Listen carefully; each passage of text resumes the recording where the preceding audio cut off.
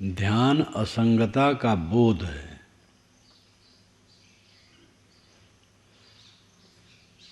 चाहे जितनी भीड़ हमें मिले, चाहे जितने साथी बराती अनुगामी पीछे लगे रहें, लेकिन अपने तन और मन का दुख खुद भोगना है। तन का दुख तो प्रारब्ध कृत है, मन का दुख बंधन है। तन का दुख भी सब प्रारब्ध कृत नहीं होता है, अपने दुरुपयोग का परिणाम होता है। लेकिन शरीर में ऐसे कुछ दुख आते हैं जिसका प्रत्यक्ष कारण का पता नहीं लगता है। वर्तमान में ऐसा कुछ नहीं लगता है कि इसमें हमने कोई असावधानी की है। ऐसे दुख को हम प्रारब्ध कृत मानते हैं, पूर्व जन्मों के कर्म फल। शरीर में अधिकतम दुख आज के दुरुपयोग से होते हैं। खान पान, रहन सहन, आचार विचार, श्रम, ये सब में संतुलन न होने से शरीर में श्रम भी चाहिए। श्रम अगर नहीं रहेगा, खान पान में संतुलन भी रहेगा और श्रम नहीं रहेगा शरीर में, तो तकलीफ होगी। शरीर में श्रम चाहिए। श्रम करने का अवसर जिसे न हो, उसे व्यायाम, भ्रमण, ये सब की जरूरत है, जिससे कि श्रम शरीर में हो जाए। और खान पान का संयम, आचार विचार का संयम, इंद्रियों की उत्तेजना से बचना, तो शरीर के दुख भी कितने ऐसे होते हैं जो आज के बनाए हैं। अधिकतम दुख आज के बनाए हैं। मन का दुख ये बंधन है।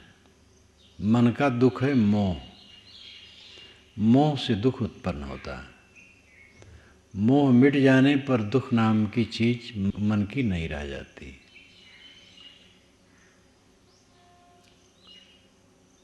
मन में तभी पीड़ा होगी जब हमारे मन में मोह उत्पन्न होगा। मोह द्वैत को उपस्थित करता है।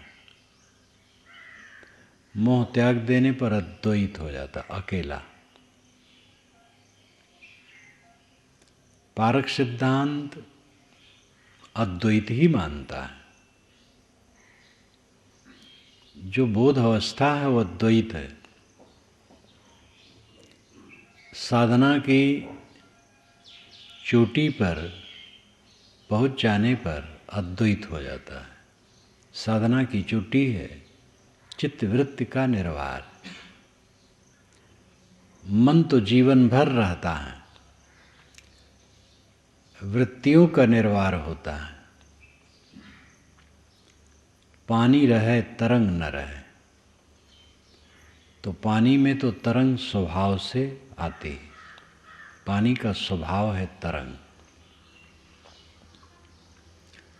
लेकिन मन में जो तरंग आती है वो अपने अविवेक से आती, मान्यता से आती है। हवा स्वभाव से चलती है। आदमी स्वभाव से नहीं चलता है, विचार के चलता है। बच्चे खेल रहे हैं सड़क में, बवंडर आएगा, बच्चे को रौंद देगा, वो गिर पड़ेंगे, बवंडर निकल जाएगा। स्वभाव से बवंडर आया है, उसमें कुछ सोच विचार नहीं है। लेकिन एक कुत्ता अगर उधर से दौड़ता जा रहा है तो बच्चों को बचा करके दाएं बाएं से निकल जाएगा, क्योंकि वो समझ करके दौड़ता है, विचार करके दौड़ता है।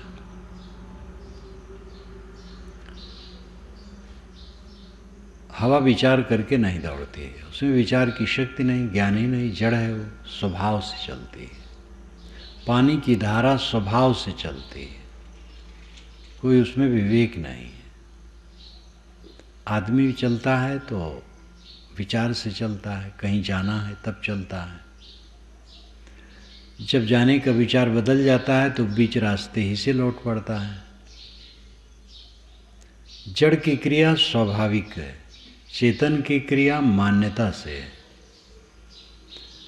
हमारे चित्त की तरंग हमारी मान्यता पर निर्भर करती है। मान्यता हमारी शुद्ध हो जाती है, तरंग शुद्ध हो जाती है। जब मन में ये होता है कि तरंग न उठे तो तरंग नहीं उठती है, लेकिन ये साधना की परिपक्वता में होता है। जब निर्मोहता पक्की हो जाती है तब साधना मजबूत होती है। निर्मोहता कैसे पक्की हो? एक साधक थानेदार ने मुझसे पूछा, जिसने रात में मेरा प्रवचन सुना और दिन में आया। जब मेरे पास पहुंचा तो उसने कहा कि मैं जांच में गया था इसलिए इस ड्रेस में हूँ, आपको अटपटा लगे तो मैं इसको उतार दूँ।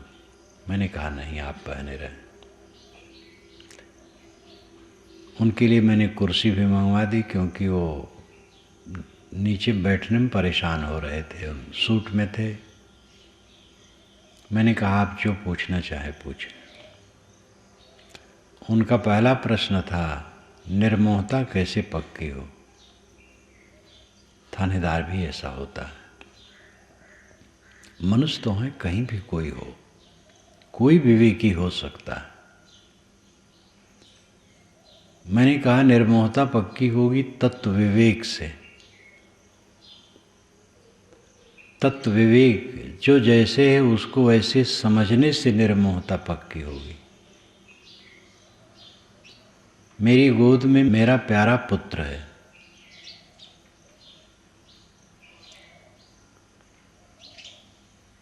और जब विचार और हुआ तो एक लड़का है। थोड़ा और विचार हुआ तो मांस का लौंदा है। थोड़ा और विचार हुआ तो मिट्टी का पिंड है। थोड़ा और विचार हुआ तो कणों का प्रवाह है।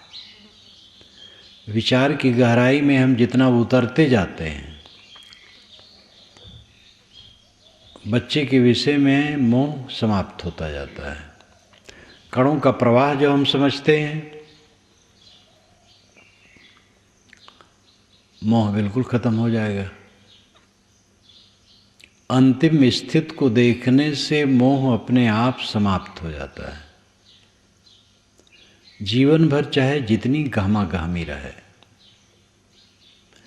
एक दिन वह आना है जब हमारा शरीर पड़ा रहेगा जमीन पर, और ये होगा कि अब छूटने वाला है, और छूट भी जाएगा। लोग कहेंगे शरीर छूट गया, ये आना पक्का है। जीवन भर की गहमा गहमी का क्या मूल्य रहा? बहुत पैसे हमने गिने, खूब तह तह करके रखे, बैंक में भी जमा किए, बहुत प्रेमी नेमी मिले, बहुत कुछ हुआ, लेकिन अंत में क्या रहा? अंत में कहीं कुछ नहीं रहा, शून्य। इस विचार में जो रहेगा उसका मन निर्मोह होगा। अंत को देखने से निर्मोहता आती है।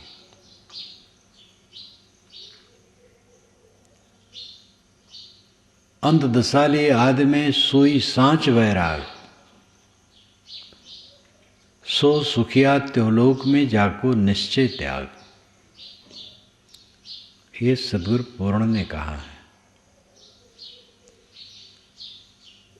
अंत दशा को आदि में ले लेने से सच्चा वैराग होता है। वैराग मन की अवस्था है। सबको वैराग की जरूरत है, सबको, स्त्री पुरुष गृहस्थ विरक्त, सबको वैराग की जरूरत है। निर्मोहता। मन रहता है, तरंग समाप्त हो जाती है, ये समाधि है। समाधि में कोई सुसुप्ति नहीं रहती है। जो लोग कहते हैं, कुछ लोग हमसे बड़े विधान पूर्वक समय समय से कहते हैं कि साहब ध्यान में बैठता हूँ, सब भूल जाता हूँ, फिर आगे पीछे गाड़ी घोड़ा हो, हल्ला हो, मुझे कुछ पता नहीं लगता।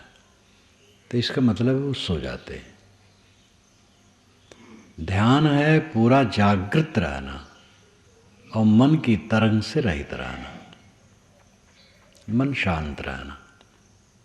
बीच में कुछ ख्याल आया, छोड़ दिया। लंबे लंबे समय तो को एकदम शांत रहेगा।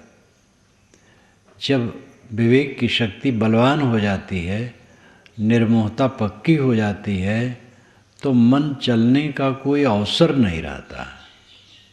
कहाँ मन चले? चारों तरफ क्या है? कूड़ा कबाड़ के अलावा। जहाँ तक हमारे चित्त में आकर्षण होता है, अविवेक का फल है। जिसमें हमारा आकर्षण होता है, 4 दिन में वो कुछ नहीं लगता है। मोही आदमी को भी इसका अनुभव होता है, तत्काल अनुभव होता है। जिसमें वो आकर्षित हुआ, थोड़े क्षण में उससे विकर्षित होता है, घृणा होती।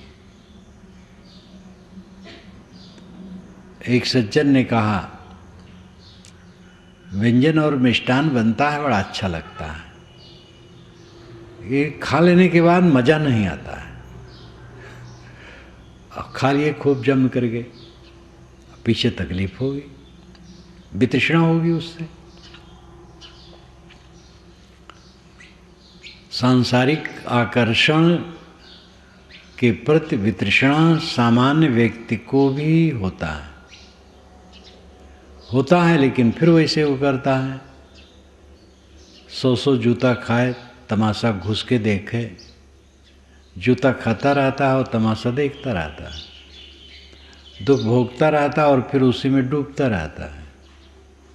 तो ये कोई विवेक नहीं।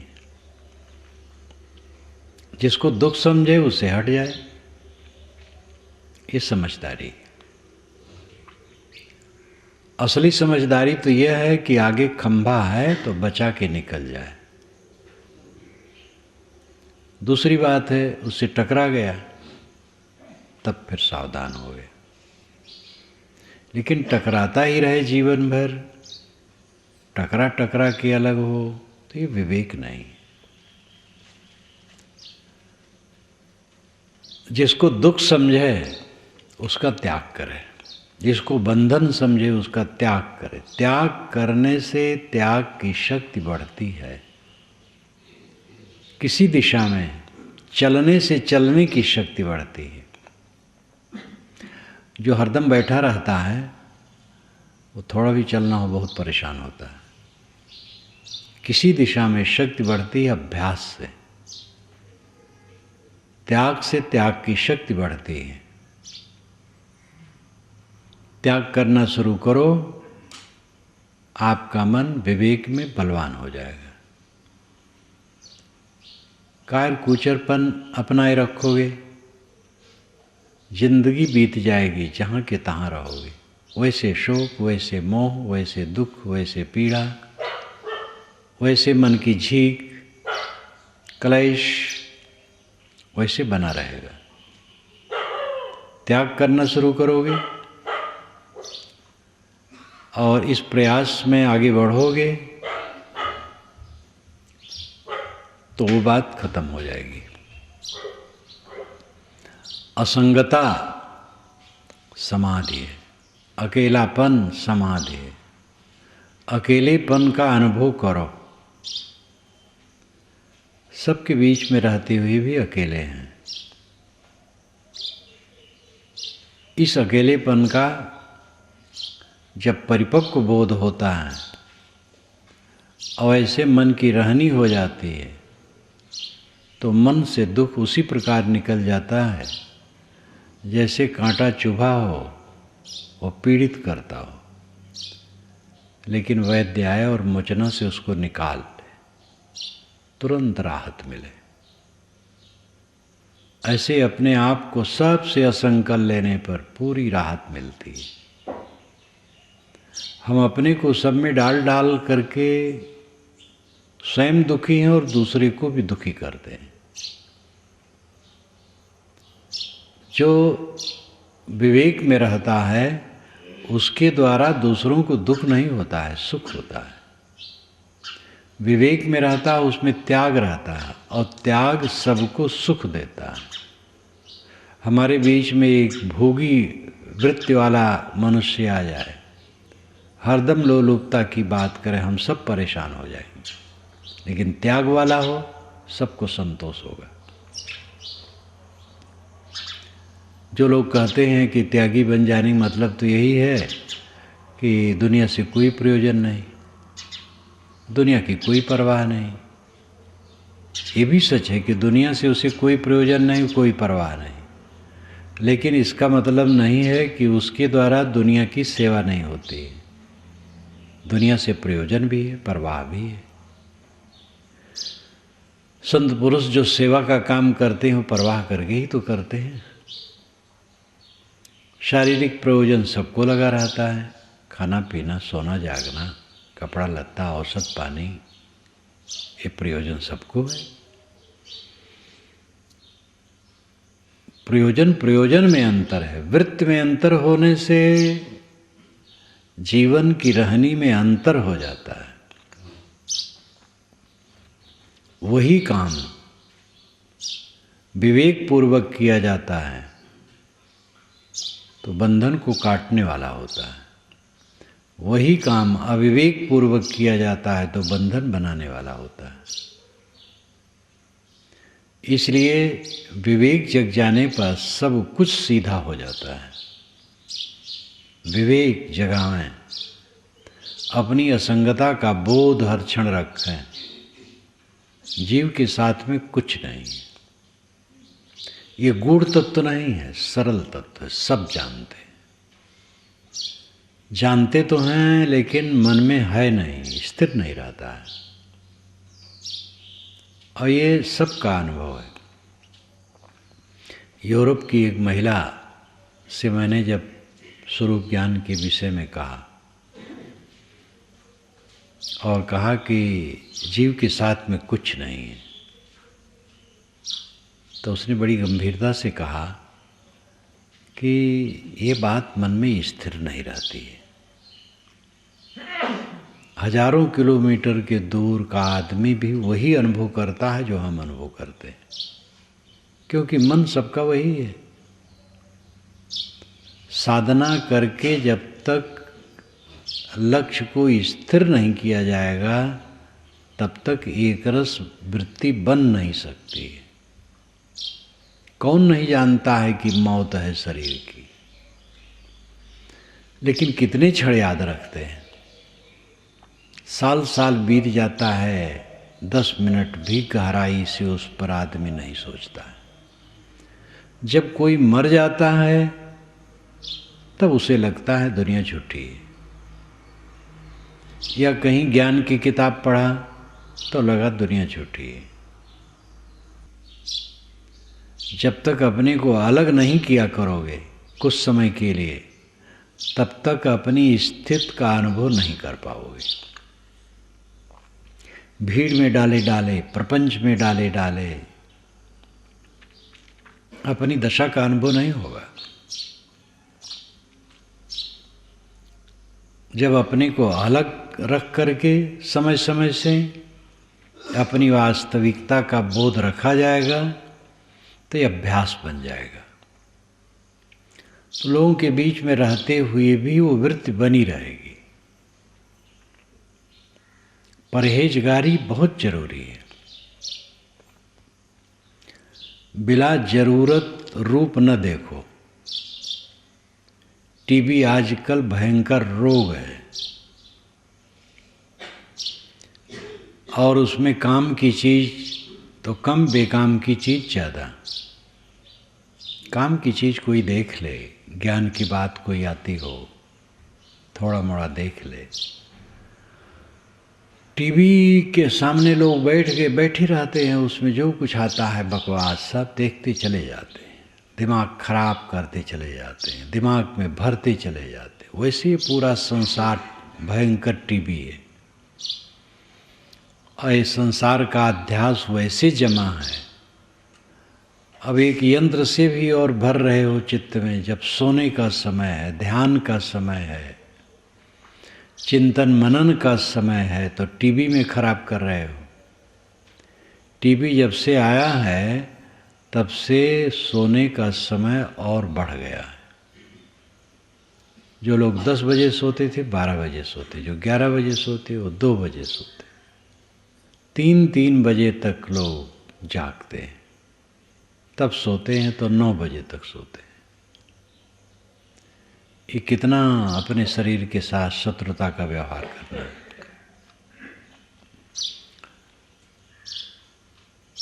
टीवी से बचो जितना बन सके। कोई ज्ञान की बात हो, कहीं कुछ कल्याण की बात हो, देख लो थोड़ा मोड़ा। टीवी से बचो, टीवी में समय बर्बाद न करो। व्यर्थ वार्ता से बचो, राजनीतिक वार्ता से बचो। लोग बैठेंगे, राजनीति की बात शुरू कर देंगे, न उसमें लेना न देना, न कुछ करना न धरना, लेकिन उसी में उलझे रहेंगे। परहेज की जरूरत है, बिला वजह की बात न बोलो,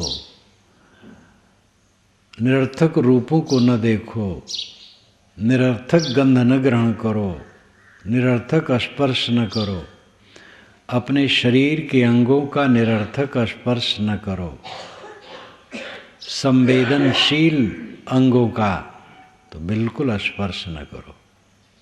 केवल धोने के लिए, साफ करने के लिए स्पर्श करो, बाकी स्पर्श न करो। निरर्थक न बोलो, निरर्थक न सुनो। 5 ज्ञानेंद्रियों के प्रपंच को संभालो।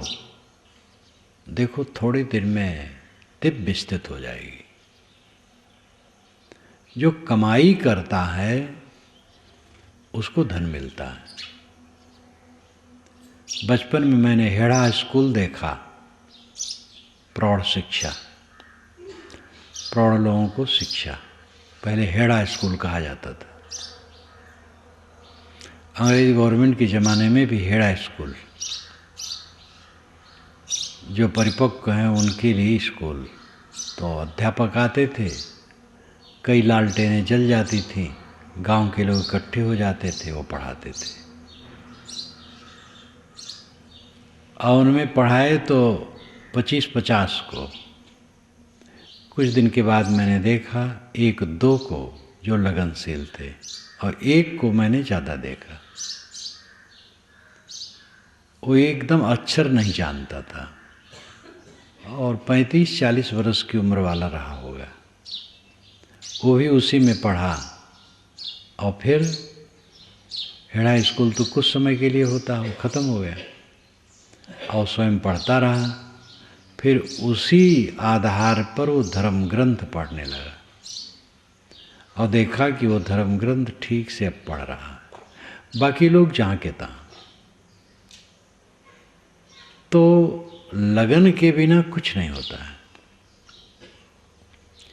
विद्यार्थी जीवन है तो जम करके पढ़ना चाहिए। किसानी जीवन है तो किसानी में गोबर माटी ठंडी गर्मी से जो डरेगा वो किसानी कर पाएगा। व्यापार में जम करके काम करना चाहिए। कहीं सर्विस है, चुस्ती से टाइम तक काम करो। साधु अपनी साधना का काम करे, और साधना का काम तो सबको ही करना है। किसी दिशा में निरंतर परिश्रम के बिना सफलता नहीं होती, और उसके मूल में है लगन। बिना लगन के निरंतर श्रम नहीं हो सकता है। बिन शौक फकीरी मिट्टी है, ये कहावत है। फकीरी भी बिना शौक के मिट्टी है, फकीरी का शौक होना चाहिए, तब फकीरी अच्छी बनती है। हर समय अपने को असंग बनाने के विचार में साधक को रहना चाहिए। अपनी असंगता का बोध होना चाहिए। जीव अकेला है और अपने को अकेला कर लेना ध्यान की उच्चतम अवस्था है। दृष्टि योग, स्वर योग, नाद योग, बिंद योग, साकार योग, अनेक प्रकार से साधनाएं हैं मन को ठहराने के लिए। बंद आँखों में जो दिखाई दिया उसी में मन ठहराया, दृष्टि हो गए। सांस पर मन ठहराया, स्वर हो गए। सांस पर मन ठहराने का मतलब है कि सांस का ही ख्याल रखना और कुछ ख्याल न रखना। बिंदु पर एक चमकता हुआ बिंदु की कल्पना कर ली, उसमें मन ठहराया, बिंदु हो गए। अंदर में नाद होता है और कान बंद करने पर वो सुनाई देता है, और जिसका अभ्यास रहता है उसको बिना कान बंद किए सुनाई देता है। नाद योगी कितने होते हैं तो जीवन भर नादे सुनते रहते हैं, नाद को ब्रह्म मानते हैं। ये भी भटकाव है। वो तो आरंभिक साधना में चित्त चंचल है, कहीं स्थिर करना चाहिए, तो ये सब स्थूल स्थूल साधन है। दोनों कानों में उंगली डाल ली, अंदर की गनगनाहट सुनने लगे, बाहर की बातें भूल गए। इस प्रकार अपने मन को प्रपंच से हटाने का ये साधन है, अंतिम लक्ष्य नहीं है। नाद ब्रह्म नहीं है, नाद तो ध्वनि है, शब्द है, विषय। 5 विषयों में एक विषय। साकार योग, किसी महापुरुष संत पुरुष का चित्र मन में ले लिया, उसमें मन ठहराया। तो ये सब साधनाएं आरंभिक चित्त को स्थिर करने के लिए। अंतिम साधना है सारे विचारों को छोड़ना। नदी के तट पर व्यक्ति बैठा है, नदी की तरंगमालाओं को देखता है, बहता नहीं, केवल देखता है। तो ऐसे संकल्पों को केवल देखना, उदासीन होकर, बहना नहीं। और जितना उदासीन होगे संकल्प शांत होंगे। संकल्प आते भी रहें और उदास होके देखो तो चित्त का भार घट जाएगा। कोई भी अनुभव करके देख सकता है।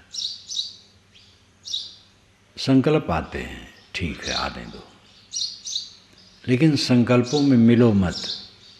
जब किसी संकल्प में किसी आदमी मिल गए तो अब उसी में बहने लगे, तब दिमाग बोझिल हो गया।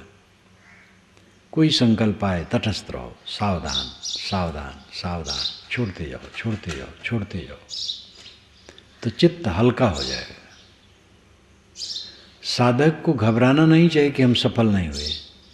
सफलता तो शुरू हो गई जब ध्यान के लिए बैठने लगे।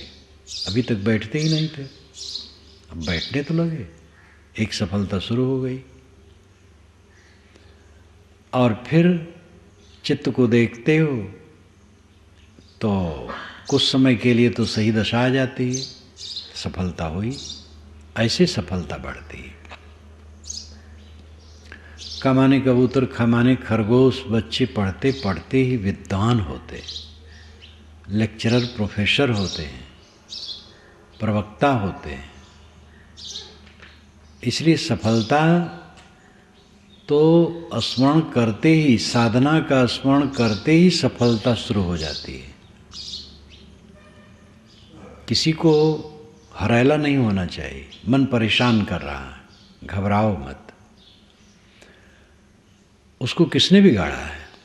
मैंने ही बिगाड़ा है। राग रंग करके, मोह बनाकर, आसक्ति बनाकर, एक कूड़ा कचड़ा संसार जिसको हम भोग कहते हैं, पूरा कूड़ा कचड़ा है। सबसे बड़ा भोग काम भोग माना है, जो भयंकर कूड़ा कचड़ा है। और जिसके परिणाम में केवल पश्चाताप है, मलिनता है। तो जहाँ तक भोग दुनिया का है, जिसमें मन भागता है, कूड़ा कचरा है, और उसी में इसको हमने दौड़ा दौड़ा करके खराब किया है, तो गलती तो हमारी है। मन का हम दोष देते हैं। मन को हमने गड़बड़ाया है और हमें ही मन को कायदे में लाना है। पारक सिद्धांत कहीं भी आधार नहीं लेता है कि किसी ने हमारा नुकसान किया और कोई फायदा कर देगा, न तो किसी पर ऑब्जेक्शन और न किसी के लिए आशा कि हमारा कोई कर देगा। पारखी संत भक्त ये जानते हैं कि गुरु की कृपा तो अनंत है। उनकी कृपा न होती, वो न मिले होते, संत न मिले होते, सज्जन न मिले होते, ये दृष्टि ही न मिली होती, तो कुछ न होता। तो संत सज्जन और गुरु की कृपा तो अनंत है, उसके बिना कुछ नहीं हो सकता है। परंतु उनकी कृपा की एक सीमा है, वे बता देंगे, रास्ता दिखा देंगे।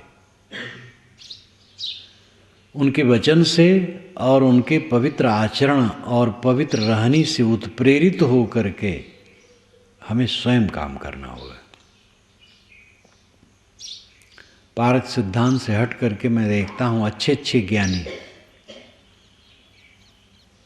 आत्मज्ञान की बात करते करते फिर सहारा लेते हैं, भूल जाते हैं। इस पर मुझे याद आती है एक घटना। मैं यहाँ छत्तीसगढ़ के ही कार्यक्रम में था, 12-14 वर्ष हो गए होंगे। इलाहाबाद में रेलवे बुक स्टॉल से एक विश्वविद्यालय का छात्र मेरी पुस्तक शाश्वत जीवन खरीदा, तो ले गया, अपने पितामह को दिया। उनके पितामह दंडी स्वामी थे, तो उन्होंने उसको पढ़ा, बहुत प्रभावित हुए। स्थान पर आए मेरी खोज में, तो लोगों ने बताया कि अमुक तारीख को आएंगे। तो फिर वे आए जब मैं पहुंचा। ऐसा संजोग उसी दिन कबीर जयंती और उसी दिन वो आए। तो मैंने कहा स्वामी जी टिकिए, आज तो बात नहीं कर पाऊंगा, कल बात होगी, टिके। दंडी स्वामी लोग बहुत ब्राह्मणवादी होते हैं, तो कबीर विचार गोष्ठी में कबीर के विषय में कहने में जो लोग बैठते थे, सबके वचन से वर्ण व्यवस्था खंडन तो हो ही जाता था। जात पात का खंडन, छुआछूत का खंडन। मैंने भी खूब कहा, वो सभा में बैठे रहे, सुनते रहे। भोजन करके आए थे। मैंने कहा भोजन? तो उन्होंने मुस्कुरा के कहा, हम लोग तो ऐसे हैं कि ब्राह्मण का बनाया खाते, लेकिन यहाँ तो मैं देखता हूँ सब ब्राह्मण हैं। इतनी पवित्रता तो मैंने कहीं नहीं देखी। तो इसलिए भोजन करने में मुझे एतराज नहीं है, किंतु आज भोजन नहीं करूँगा, कल करूँगा। तो फल वल दिया गया शाम को। दूसरे दिन जब ध्यान के बाद बैठे मेरे पास, तो जब मैं बोलने लगा, वह आँख मूंद के सुनते रहे। जब बोलना बंद किया तो उन्होंने कहा, हाँ जब भगवान की कृपा हो। हम कहे कौन भगवान की कृपा? आत्मा ही तो भगवान है। कि हाँ खैर आत्मा ही परमात्मा। वेदांती थे वो, तो वेदांत में तो ही माना जाता मैं ब्रह्म हूँ। स्वामी शंकर बारंबार प्रत्येक भिन्न प्रत्येक भिन्न प्रत्येक भिन्न कहते हैं। प्रत्येक भिन्न में विश्वास होने से कल्याण होगा। तो प्रत्येक भिन्न का पदच्छेद करने पर होता है प्रत्येक अभिन्न। प्रत्येक नाम भीतर, अभिन्न नाम एक। यानी भीतर जो अंतर ज्योति है, आत्मा है, उससे अभिन्न भाव जब तक नहीं होगा तब तक कल्याण नहीं होगा। अगर तुम समझते हो ब्रह्म अलग है और तुम अलग हो तो धोखे में हो। प्रत्येक भिन्न बोध होना चाहिए। प्रत्येक भीतर अभिन्न एक, अपने भीतर से एक हो जाओ, अपनी आत्मा से एक हो जाओ, अपनी आत्मा से अलग कुछ न मानो। बारंबार वो कहते हैं, लेकिन वो भी कभी कह देते हैं दैव की कृपा से ये चक्कर आ जाता है। तो मैं कहूँ कि आपके अलावा कौन भगवान है? कि हाँ खैर भगवान तो अपना आत्मा ही है। फिर मैं बोलने लगूँ तो फिर सुनने लगे। जब मैं फिर बंद करूँ कि हाँ जब ईश्वर की कृपा हो तब ऐसा होगा, हम कि फिर आप ईश्वर पर चले गए। कौन सा ईश्वर आपके ऊपर कृपा करेगा? कि हाँ खैर ईश्वर तो आत्मा ही है। जब मैं कहूँ तब आ जाए और फिर फिसल जाए। तो ये कमजोरी जो मन की बनी रहती है, ये साधक के लिए बहुत अहितकर है। सामान्य व्यक्ति के लिए अलग बात है, कुछ नहीं जानता सुनता है, भगवान भगवान कहता रहता है, भगवान के भरोसे बढ़िया है, अंधे की लकड़ी, थोड़ा सहारा है, भगवान चाहेगा सो होगा, अच्छा है, संतोष इससे थोड़ा कर ले, अच्छा है। कुछ नहीं जानता है बेचारा, वही कहता है। लेकिन बोध हो जाए, समझ हो जाए, फिर भटकना, कौन आपका उद्धार करेगा?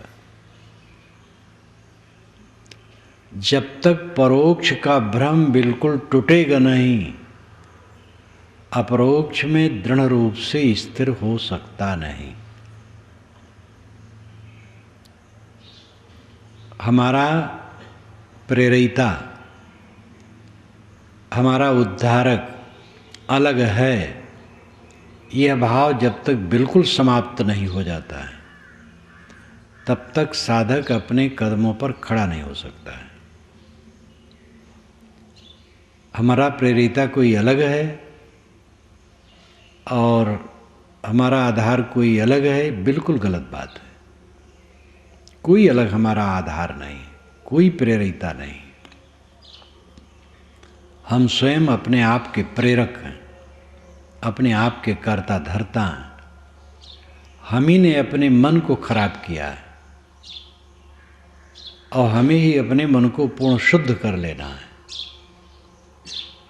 जैसे एक सिंह का बच्चा पिंजड़े में बंद हो और उसे अंदर से स्वयं तोड़ करके निकलना हो, वैसे आपका है।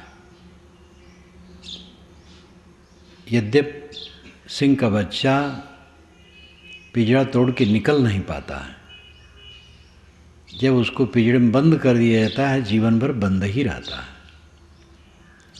लेकिन वैसा पिंजड़ा आपका नहीं है। एक तरफ तो बड़ा बलवान है और एक तरफ उसमें कुछ भी नहीं। मोह कितना बलवान है, दुख पाते हुए भी लोग मोह नहीं छोड़ पाते।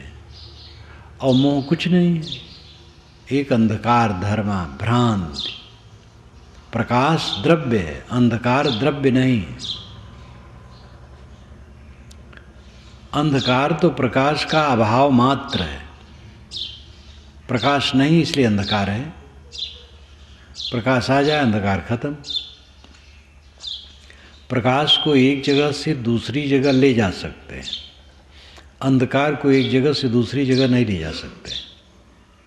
यहाँ प्रकाश है, किसी से कहा जाए थोड़ा अंधकार ले आओ, कैसे लाएगा?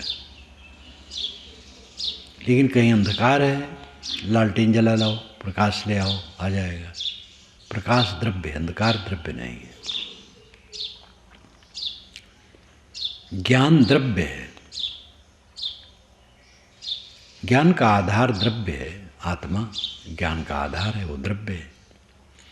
मोह कोई द्रव्य नहीं है, मोह एक भ्रांति है।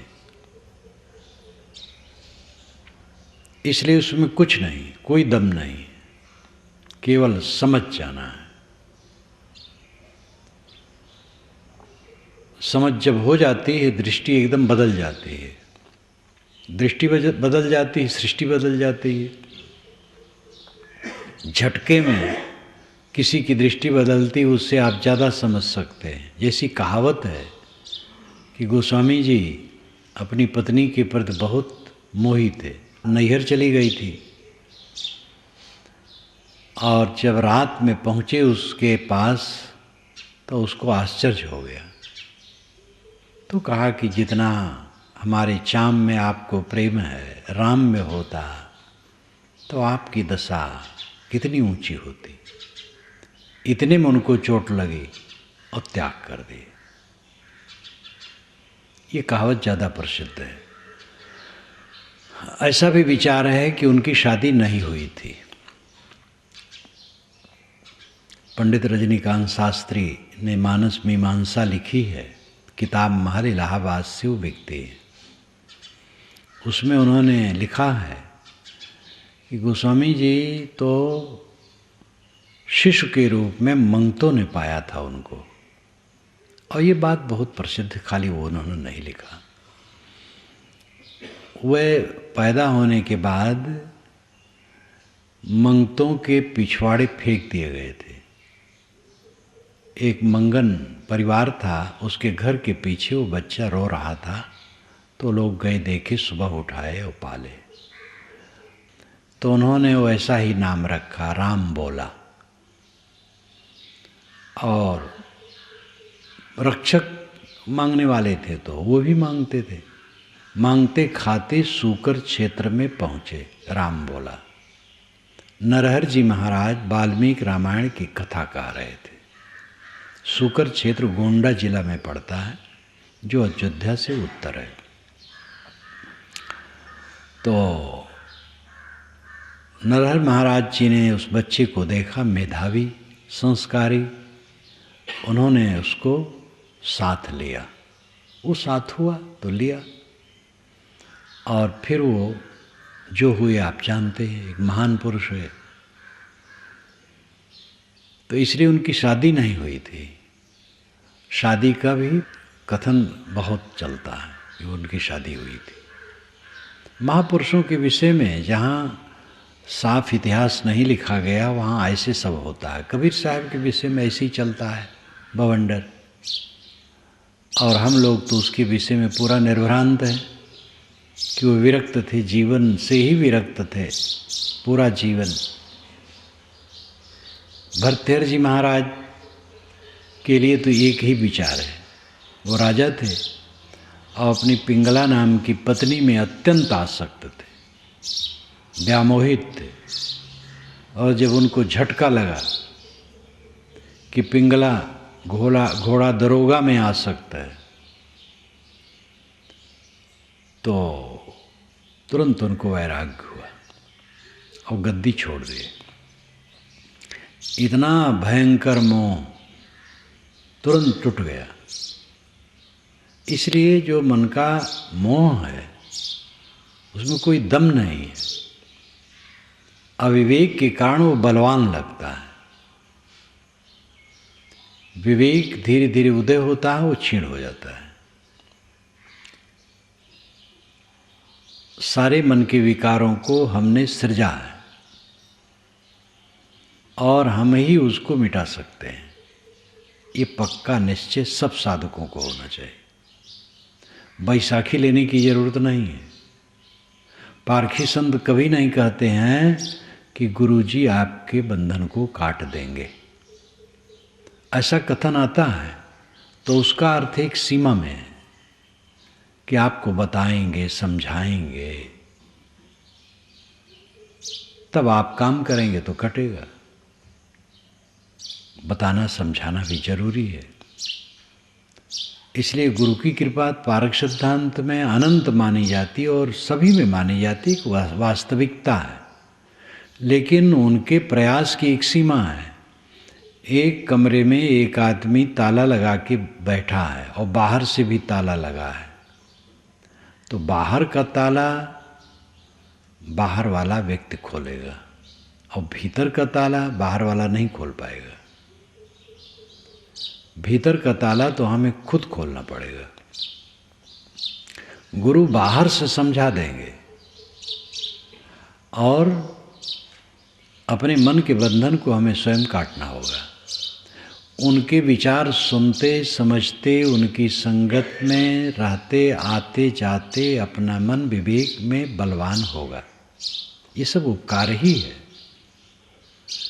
सज्जनों संतों गुरुजनों की संगत न मिलती तो आज हम कहाँ होते, कहाँ भटकते होते, हम तो स्वयं महसूस करते हैं। इसलिए सज्जनों संतों और गुरुओं की कृपा अनंत है, किंतु अपना काम स्वयं अंदर से करना होगा। मैंने शुरू में कहा था, असंगता ही समाधि है, असंगता ही ध्यान है। असंगता का बोध हर क्षण जिसको रहता है उसको मानो हर क्षण समाधि। काम करते हुए भी, मोटा से मोटा काम करते हुए भी, हल चलाते हुए, नाली साफ करते हुए, कोई काम करते हुए अपनी असंगता का बोध है तो मानो समाधि में ही। समाधि के स्तर कई होते हैं। ध्यान समाधि के स्तर,